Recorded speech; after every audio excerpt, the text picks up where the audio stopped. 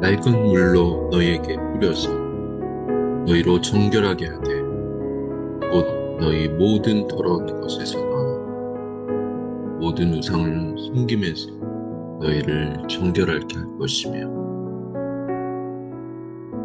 하나님 감사합니다.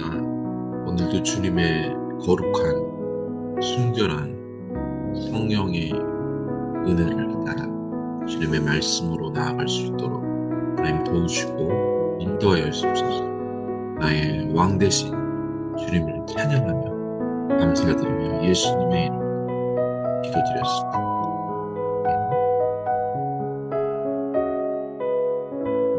하나님 말씀 에스겔서 10장 1절에서 8절 말씀. 제 10장.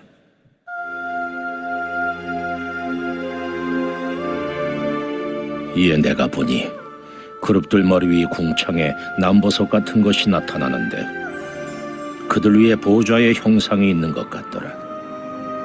하나님이 가는 베옷을 입은 사람에게 말씀하여 이르시되, 너는 구름 밑에 있는 바퀴 사이로 들어가 그 속에서 숯불을 두 손에 가득히 움켜가지고 성읍 위에 흩어라 하시매 그가 내 목전에서 들어가더라. 그 사람이 들어갈 때에 그룹들은 성전 오른쪽에 서 있고 구름은 안뜰에 가득하며 여호와의 영광이 그룹에서 올라와 성전 문지방에 이르니 구름이 성전에 가득하며 여호와의 영화로운 광채가 뜰에 가득하였고 그룹들의 날개 소리는 바깥 뜰까지 들리는데 전능하신 하나님이 말씀하시는 음성 같더라.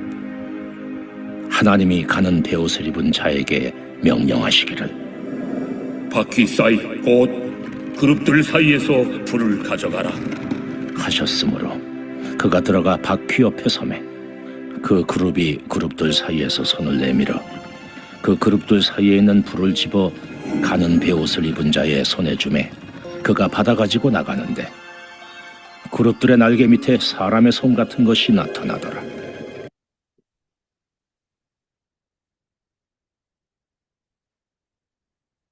네, 오늘 에스겔서 10장은 이제 하나님께서 예루살렘을 떠나시는 모습을 나타내고 있습니다. 하나님은 왜 예루살렘을 떠나셨을까요?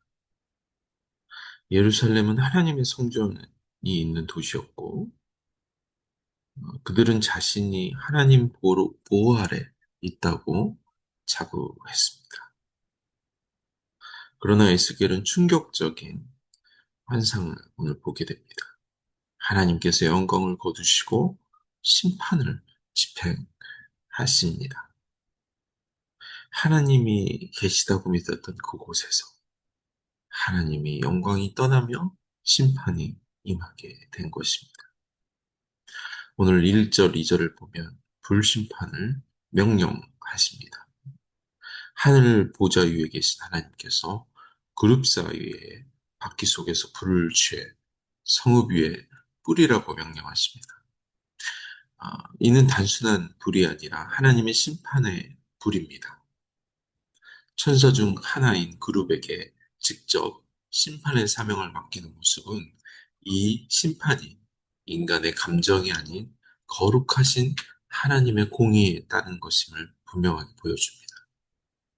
불은 단순한 멸망이 아니라 정결과 정화의 기능이 있기 때문에 그 면을 강조하고 있습니다. 네, 3절에서 5절은 그룹과 여호와의 영광이 묘사되고 있습니다. 그룹은 성전 오른편에 서 있으며 하나님의 영광은 그룹 위에 머물고 계십니다. 여호와의 영광이 성전 문지방에 이르자 그룹 날개 소리는 바깥들까지 울립니다. 이는 하나님이 더 이상 성전 중심에 머무르지 않고 떠나시는 과정을 그려주고 있습니다. 전능하신 하나님의 현존을 알리는 날개 소리는 임재의 웅장함과 동시에 떠나심의 슬픔을 대비시켜 줍니다. 네, 6절, 8절은 불을 취하는 심부름을 하죠. 그룹 중 한 명이 바퀴 안에 불을 꺼내자 다른 천사가 손을 내밀어 받습니다. 이는 하나님의 심판이 준비되었음을 그리고 즉시 실행될 것임을 암시하고 있습니다. 이 장면은 단지 물리적 멸망이 아니라 영적 단절과 하나님의 영광의 철수를 뜻하고 있습니다. 오늘 말씀이 우리에게도 어떻게 적용하실까요? 하나님의 영광이 떠나는 그런 공동체 비극이 있습니다. 하나님은 인격적인 분이시고 하나님의 거룩함을 버린 성전을 더 이상 거하지 않으십니다. 교회, 또 공동체, 나 개인이 아무리 화려해 보여도 죄악과 불의로 가득한다면 하나님의 영광은 떠날 수밖에 없습니다. 우리 안에 성전을 살펴봅시다. 또 두 번째, 심판의 불은 정화의 기회입니다. 하나님의 불은 단순히 멸망이 아니라 정결과 회복의 시작점입니다. 불같은 시련 속에서 우리는 하나님의 정결케 하심을 기대할 수 있습니다. 혹시 고난 중에 있는 분들이 있다면 그 불은 멸망이 아닌 회복의 불임을 기억해야 합니다. 세 번째, 거룩한 하나님의 임재를 소망합시다. 에스겔의 환상은 단지 경고로 끝나지 않고 이후 43장에서 하나님의 영광이 다시 돌아오는 장면이 나타납니다. 하나님은 떠나시지만 회개하고 정결된 곳에 다시 하나님은 임하십니다. 오늘 우리의 삶에, 우리의 기도 자리, 하나님의 영광이 머무실 공간이 되기를 그렇게 또 소망해야 합니다. 오늘 에스겔서 10장은 우리에게 질문합니다. 하나님의 영광은 지금 너희 가운데 있는가?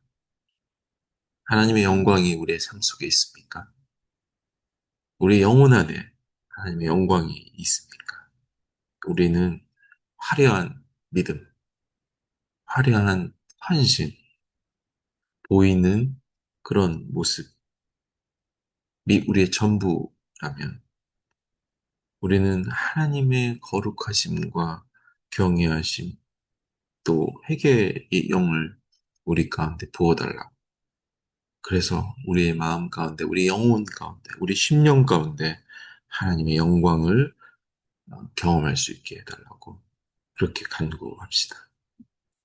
하나님 없는 예루살렘은 불에 탔지만 하나님과 함께한 무명의 자리, 우리의 설거지하는 자리, 우리의 화장실 청소하는 그 자리에 하나님의 영광이 임재가 임하게 됩니다.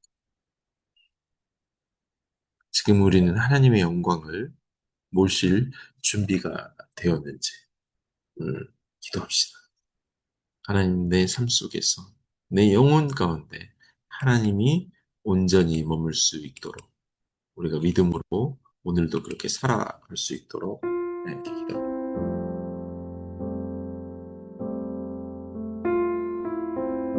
하나님 내 속에 주님의 거룩한 뿔을 간직하게 하여 주시고 나의 연약함, 나의 악함이 순결함으로 회복함으로 회개를 통해 다시 하나님을 노래할 수 있게 하여 주옵소서. 하나님을 믿는다고 하면서 하나님을 의심했던 온전하지 못했던 모든 믿음에서 이제 다시 그 어디나 하나님과 함께 걸어갈 수 있는 온전한 온전한 믿음으로 오늘도 그렇게 승리하게 하여 주옵소서. 오늘도 우리에게 거룩함과 성결함을 주실 진리의 영이신 주님을 찬양하며 감사드리며 예수님의 이름으로 기도드렸습니다. 아멘. 오늘도 우리의 순결함으로 승리하는 복된 하루 되길 축복합니다. 아멘.